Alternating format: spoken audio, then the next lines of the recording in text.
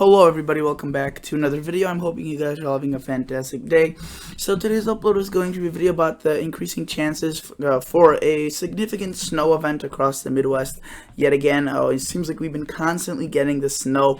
And despite this winter being rather warm, being one of the mildest winters we've had in a while, it's really not been lacking of snow. Maybe across the East Coast.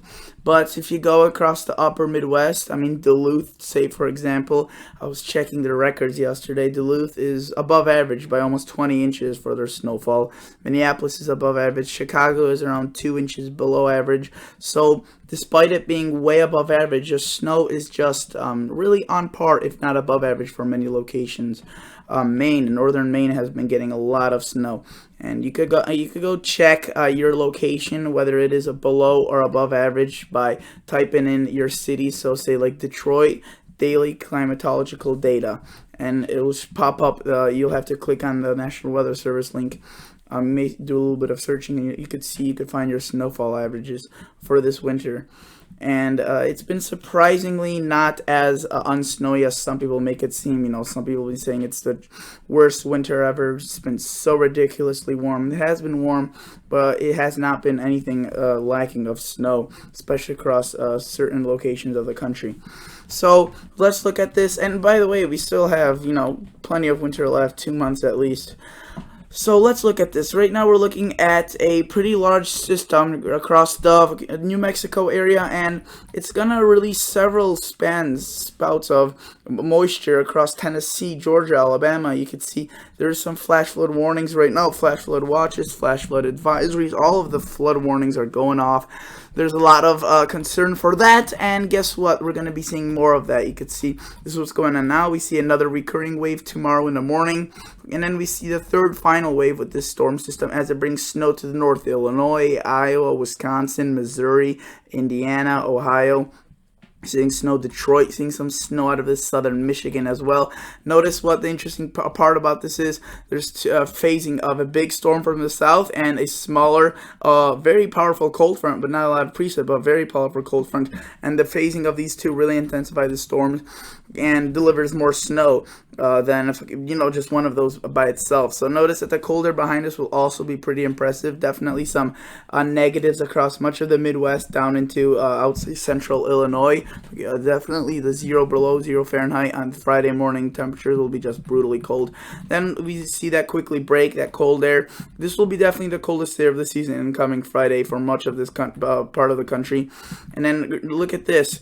We see a clipper and a storm that finally brings possibly some snow into the upper Midwest and a brief warm up into parts of the lower parts of the country. And you can see that this is marked by again a precipitation across the south. Just the precipitation across the south has been really profound, and the long range you could also see shows a storm riding up the East Coast, possibly very active, unsettled, just lacking a little bit of cold air. So some of these storms may become more limited on the snow side, but it still looks very, very unsettled. So let's look at the snowfall totals from this storm looking at the GFS. Let's go to the eastern United States, and if we were to look at this, you can notice that we basically see up to half a foot across the locations where the heaviest snow will fall. I don't think there will be much more, maybe 5, 6, 7, 8 inches possible. But it seems like this will be a more lighter snow event. But then again, the snowfall ratios may be relatively high, especially towards the back end of the system, given the fact that there will be some really chilly air behind it, and that could make the snow fluff up a little bit more. So a little bit more snow could be expected with that. However, not an overall, monster snowstorm, but it's definitely there. It could cause quite a bit of travel disturbances. If we were to look at the NAM model, for example, it shows more snow, shows more widespread 6, 7, 8 inches amounts, and a little bit further to the south, but at the north, towards the north as well, which is a bit interesting, and into parts of even coastal New England, like Boston, Connecticut, and Rhode Island, seeing some snow out of this. So that's pretty interesting. You could see that the NAM 3KM shows a very similar concept, and you could see that it doesn't take it through the whole storm, because across the Northeast there's less, because it only goes out to 60 hours and the storm is still occurring at this point. So that is that. There won't be any melting behind this storm. It looks like there will be quite a bit of cold air. Now, after that cold air blast, we could be looking at some warmer air. However, that's not in the, that's not right immediately after. This is a RGEM model, relatively a good model. However, it's a little bit, I wouldn't say relatively good. I don't really like it, to be honest with you. It usually does a fairly poor job, but you can see it. I mean, at least it shows quite a bit of precipitation and snow, which is consistent, and brings the snow a little bit further to the south and doesn't phase these two together, which at this point the GFS and the European both agree on that. And when that happens, and then the other models look foolish in front of those models, as those models usually control the weather. Quite literally, they are the ones that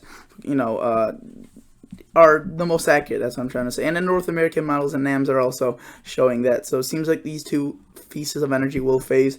This is now the HRDPS, high resolution. I don't know what the DPS stands for. Maybe Doppler precision system. I don't know. But if you were to look at this, you could see that it doesn't show much, because it's only out to a early afternoon Wednesday, and this model is a little bit off in terms of timing usually.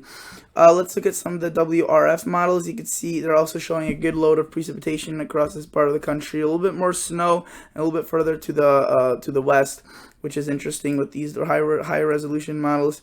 And you can see similar scenario with this, just a little bit further to the east. Let's look at the Canadian model. The Canadian model is more like the RGEM, like I showed you. It doesn't really phase these two completely together, and it does bring the snow, but it's not nearly as heavy as some of the GFS amounts are. It's actually quite crummy. You could see maybe up to 3 to 4 inches possibly. And then in the Northeast, it increases for those areas, but it really just misses out across the Midwest. Now, let's look at the European model next. So let's look at the surface and precipitation of the European model. And if we were to look at this, we would notice that it also has a lot of moisture across the south, a lot of heavy rain, and that's why there's flash flood warnings, flash flood watches, flood warnings. All of that above is out there on the National Weather Service Weather Ready Nation map. And if you were to look at this, you can see it also has another big storm forming. And this would be forming around the Tuesday-Wednesday time frame, and you can see again it delivers quite a bit of snow across Illinois, Indiana, Ohio, Missouri, Iowa, and a little bit more than the Canadian, a little bit about the same as the GFS. You can see it doesn't phase these two systems together as the GFS, but it does bring in a decent amount of snow. And afterwards, it's a mess to see. Just kind of foreshadowing this, you can see there could be some storms right there. Another big storm brewing possibly next week, Thursday. Okay, so that would be pretty interesting to see what would happen as a result of that. Okay, but again, this storm is the one that we're mainly focusing on in this video. And if we were to look at the total accumulated precipitation, well, we would notice that, or sorry, not precipitation, snowfall. We would notice that the snowfall amounts across the Midwest are generally lower. Up to 6 inches, definitely not out of the question, but then it increases gradually across the Northeast up to around 8 to 9 inches. But again, not a giant event, but it's still going to be impactful. And we're still 2 days out, and some of these snowfall amounts may be underestimated by some of these models, as really the GFS just started showing the system what the European shows. So there's still a lot of I guess things we have to get sorted out, and keep in mind that these snowfall ratios are maybe a little bit higher, so the Cuchero might actually be more accurate, which actually I could show you right now.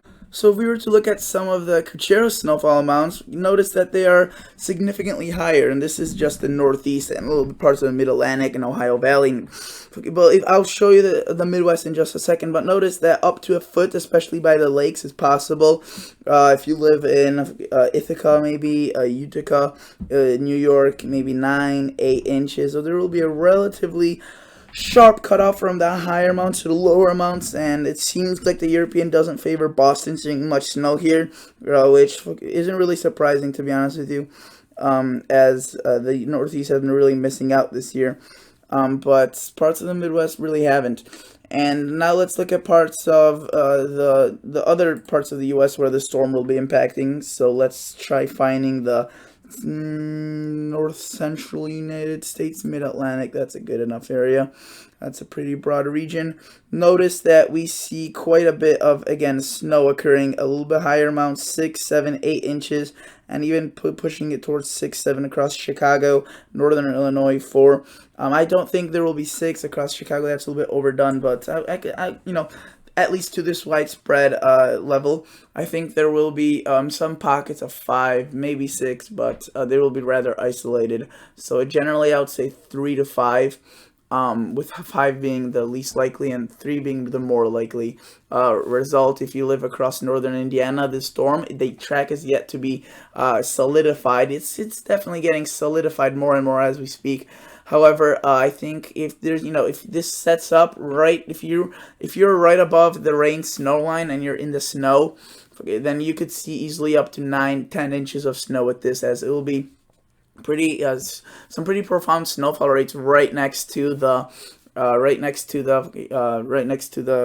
precipitation where the rain snow line switches. So you could see even some pockets of over 12 inches across the parts of Indiana. So we'll see. Again, it seems like a rather significant event though. So thank you guys so much for watching. Consider liking the video, consider subscribing to this channel.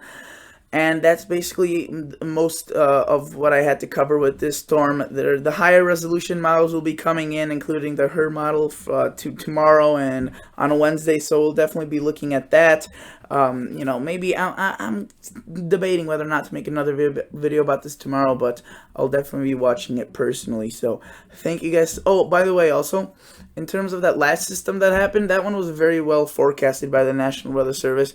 And I want to say, before you leave this video, that if you're watching this and you're expecting a good forecast, don't be too surprised if it's not, because the storms, including because of the fast jet stream that has been occurring this year and unpredictable storms that come out of the southwest this year, this storm may not look no different, and it may overachieve, may underachieve. We'll have to see what happens.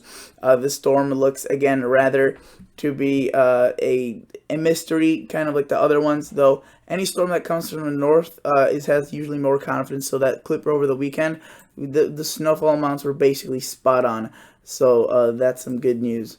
Otherwise, thank you guys so much for watching. Consider liking the video. Consider subscribing to the channel. I'll catch you all guys in the next episode. See ya. Bye.